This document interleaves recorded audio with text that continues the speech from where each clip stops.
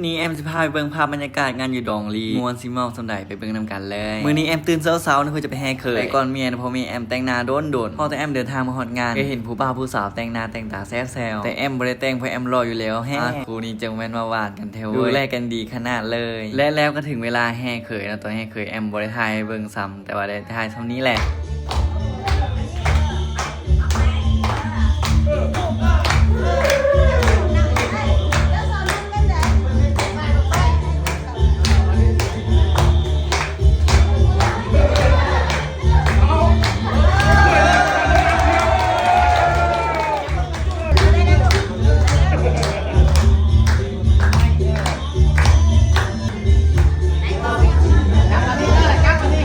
น้องเพลีดีใจแห้งที่ได้ผัวจนน้ำตาย้อยบ่ต้องให้เด้อน้องเพลีคอเตอร์มื้อนี้เป็นมื้อสันวันดีมื้อสีวันซอบมื้อประกอบวันงานเป็นวันสมรสของเทาลี่กับนางแพรขอให้พรให้ทั้งสองเป็นผู้แก้วเมธีผัวยิบเมียแซวขอให้ทั้งสองเต็มไปด้วยความสุขความเจริญทั้งมีคู่ของเจ้าเท่าแก่ไปนำกันตลอดชีวิตและสร้างครอบครัวไปด้วยกันขอให้ได้ลูกเต็มบ้านได้หลานเต็มเมืองขอให้พบแต่ความสุขความสำเร็จขอให้สุขภาพแข็งแรงตลอดปีตลอดไปคิดสิ่งใดปรารถนาสิ่งใดขอให้ได้สิ่งนั้นจังใดแอมก็ยินดีกับลี่กับแพรเด้อแอมดีใจสุดๆเนาะที่มูฮักของแอมได้เมียแล้วต่อไปกระทากินงานดองของเทืองต่ออีดบ่โดนดอกบ่เกิน2ปีถ้าไผบ่เซื้อกระทาเบิ่งเด้อเพราะแอมเป็นหมอดูหมอเดาว่าคำใดนี่เป๊ะๆตลอดเป้าเจ้าสาวหอมแก้มกันเลยหอมเลยหอมเลยหอมเลยหอมเลย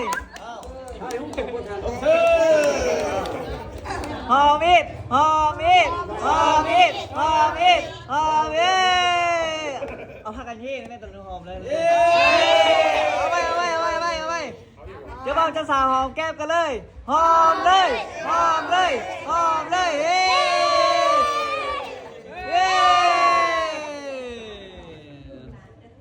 หลังจากที่เฮามัดคอต่อแขนเจ้าบ่าวเจ้าสาวแล้วไปเบิ่งเจ้าบ่าวเจ้าสาวฟ้อนเต้นระวงนำกันก็มีหลายคอมเมนต์ให้น้องที่คอมเมนต์เขาว่าเป็นอย่างเจ้าสาวคือบ่ยิ้มเลยเพราะว่าเจ้าบ่าวเจ้าสาวอดหลับอดนอนดึกตื่นเช้าแถมอากาศก็ยังร้อนงานดองลีแพมื้อนี้ทีมงานน้องตูนก็มาเด้อทีมงานน้องตูนมีคนงามๆพวงก็รอแฮงมื้อนี้แล้วก็ไอ้จิมมี่ก็มานำเด้อมากับแฟนซะด้วยสิมันก็มาเด้อมากับเอมีนาแล้วก็มีหมู่คู่หลายคนแฮงเนาะที่มาร่วมงานมื้อนี้มีแต่ผู้งามๆรอๆทั้งนั้นเลยคนที่รอสุดก็คือแอมนี่แหละรอแม่นเจ้าบ่าวรอสุดมื้อนี้งานมื้อนี้ลีเด้อดอสุด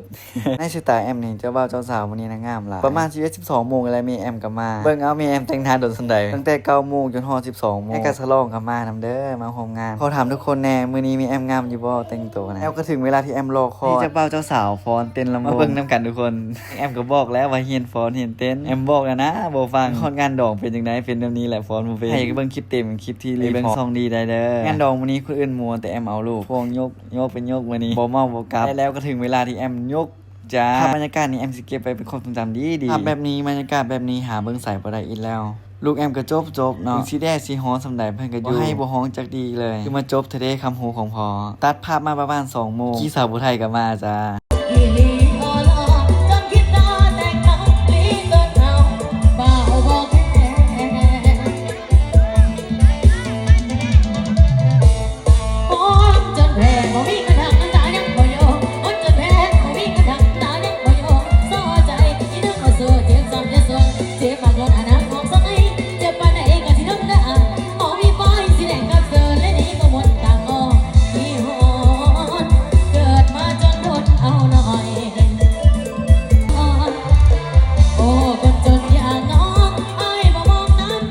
หลังจากนั้นก็พากันเต้นพากันฟ้อนม่วนเอาแท้ม่วนเอาว่างานดองเดี๋ยวปีหน้าท่างานดองเทืองต่อบ่เกิน2 ปีนะหลังจากที่เฮาเต้นฟ้อนแล้วก็มีคนมานอนต่อขอบใจแม่ลีหลายๆเด้อเอาขนมซอยแอมกับเมียก็จึงแล้วมีเวลา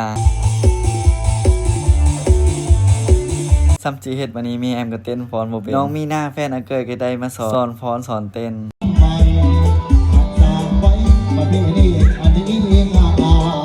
ถามน้องแพรว่าเป็นคือว่าฟ้อนแพรว่าเฮาฟ้อนบ่เป็นนางกี้กับแอมฮักแฟนเขาก็เจ็บแบบนี้แหละแฟนเก่าที่เลิกลากันไป